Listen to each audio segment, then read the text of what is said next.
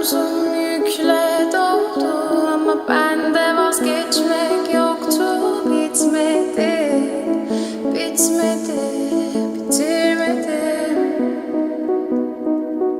Ben özel değilim ya da öyle bir şey ama sen varken hep böyle hissettim, böyle hissettim.